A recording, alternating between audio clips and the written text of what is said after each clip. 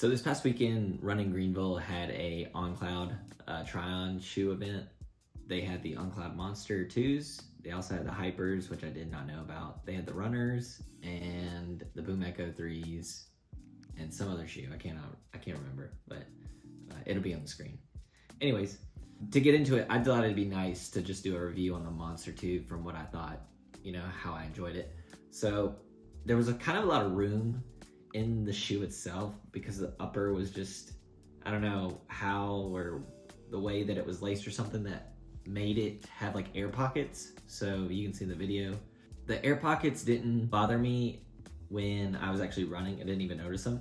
But something I noticed that these shoes are extremely quiet. Like you could run top speed, 7 miles an hour, 8 miles an hour, 9 miles an hour, whatever, and you could sneak up on somebody. I don't know how they made it so quiet, but that was the one takeaway. I was like, wow, I really don't hear my feet, and I can hear the birds, and I can hear the crickets, and I can hear the people, and I can hear cars. Like I don't know, it was just so quiet. The shoes were just like, they were like ninjas. Like they were shoes of ninjas. I didn't have any problem with the shoe. They aren't like super like cushiony like how I like the Gel Nimbus 25s are. Like you can tell that you have cushion on them. It wasn't a problem, but I could see how this is like one of those shoes that you put on and you literally just go run easy and you log miles.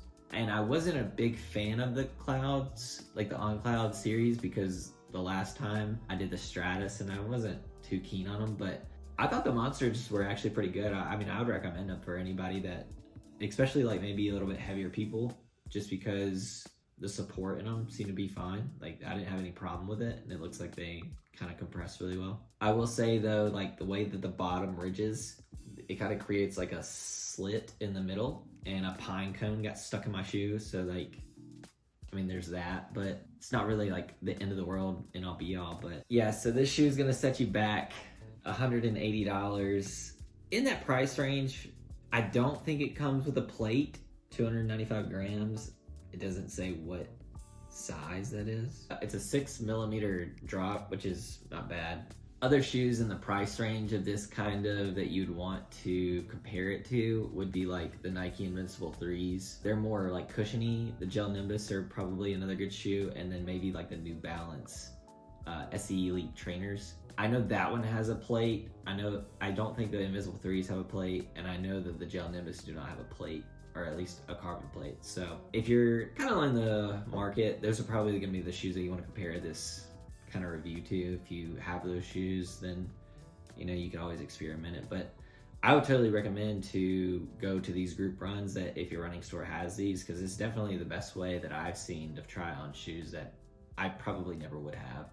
Like I didn't get into New Balance until I went to a New Balance running event and felt that they were great. So, and then it also went to Hoka events, and I was like, I don't know if I'd ever use a Hoka. So On Cloud Monster 2, end all be all. It was great, quiet. I would say that it's a 8 or 8.5 out of 10. I think it's a great shoe.